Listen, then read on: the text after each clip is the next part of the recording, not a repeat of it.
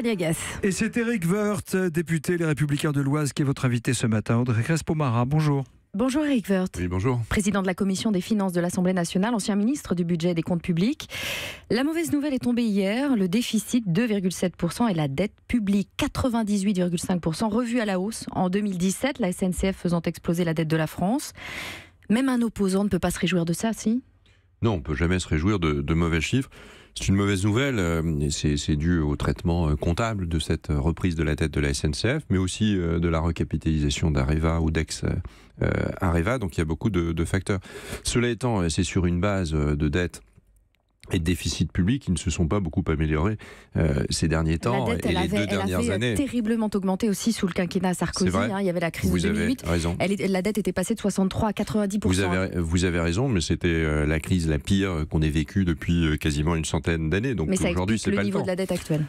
Oui, enfin, ça l'explique depuis 1974, donc tout ça est il y a très longtemps, mais je note que dans une période de croissance depuis à peu près maintenant 2 ans, dans cette période de croissance, les choses ne se sont pas améliorées sur nos finances publiques. Les déficits de l'État restent extrêmement importants et trop importants, bien plus importants que les autres, au fond c'est ça la réalité.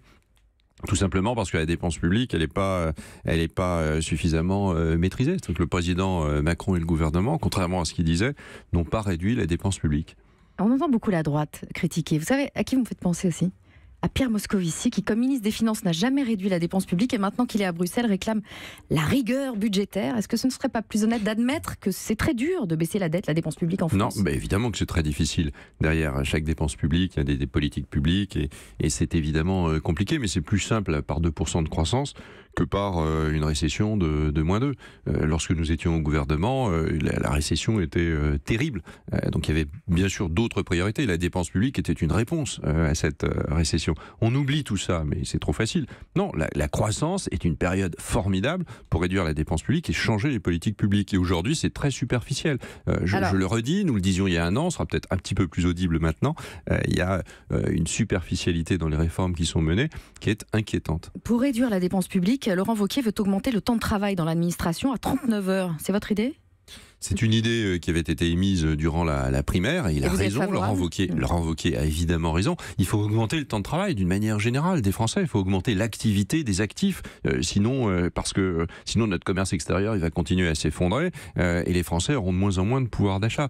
Donc l'administration doit y avoir moins de fonctionnaires, on doit réduire le nombre de fonctionnaires. Emmanuel Macron ne le fait pas du tout, on a à peu près le même nombre de fonctionnaires, pas du tout, on aura bientôt les noms compte tenu du faible.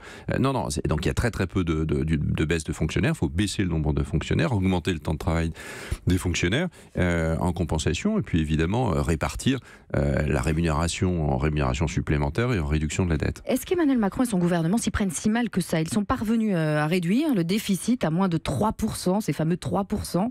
C'est le niveau le plus bas depuis 10 ans. Vous leur reconnaissez quand même ce mérite-là ? Non mais enfin, je veux pas donner le sentiment d'être une sorte d'opposant systématique. J'essaye de regarder les choses avec objectivité. C'est plutôt bien. Mais oui, on sera à moins de 3% cette année, mais enfin on sera peut-être à plus de 3% l'année prochaine.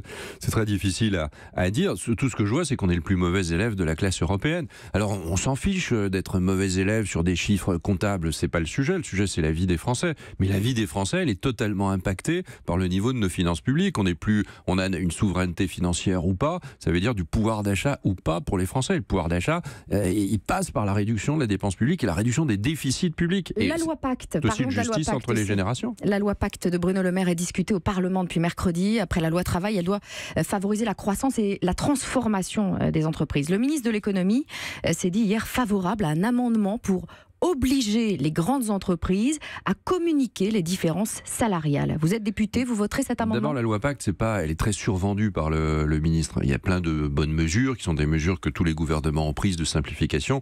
Donc elle est très survendue. Je lui ai dit d'ailleurs en commission. Et sur cet amendement-là oui, moi j'aurais tendance. On verra en quoi consiste l'amendement du gouvernement. Moi je suis assez favorable à l'idée qu'il faut une transparence dans les rémunérations.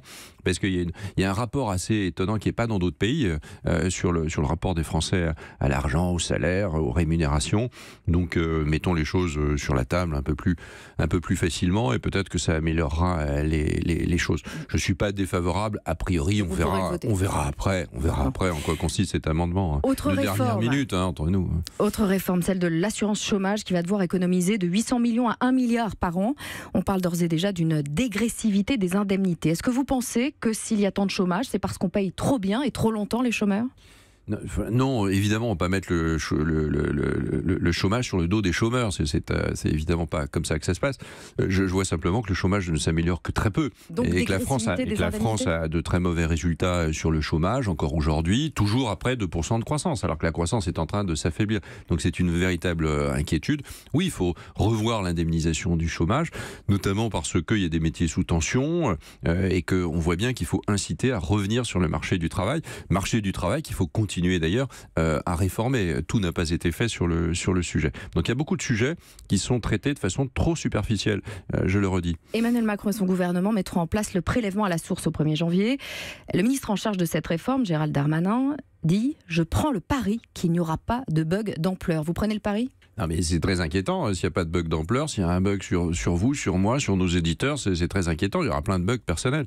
Je pense que c'était une réforme inutile, on a tout dit là-dessus. Le débat a été relancé par le président de la République lui-même. 60% des Français demandent cette réforme. Oui, c'est 60% des Français qui ne payent pas l'impôt sur le revenu, donc c'est quand même beaucoup plus simple. Non, on pouvait faire autrement, on pouvait faire mieux, on pouvait faire plus intelligemment, on n'était pas obligé.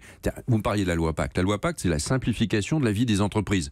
Et en même temps, le même jour, le même mois, on complique la vie des entreprises par des charges administratives supplémentaires. Ça coûte cher, 50 € par salarié environ. Mais les salariés sauront exactement ce qu'ils gagnent chaque mois et pourront dépenser en conséquence. Ce sera plus transparent et plus juste, non ? Oui, on pouvait le faire autrement. Il y avait d'autres systèmes, la mensualisation contemporaine, comme on le dit. Ça fait 2 ans qu'on portait cela. Le gouvernement n'a pas voulu, pour des raisons obscures, le faire. Il s'est enferré dans cette affaire. Très bien, c'est pas une réforme fiscale. C'est une réforme de la collecte de la fiscalité. C'est pas une réforme qui va augmenter la croissance ni le pouvoir d'achat des Français. Je le dis. On doit consacrer toute l'énergie du pays à réellement réformer notre pays et pas à faire des réformes qui sont des réformes qui ne servent à rien.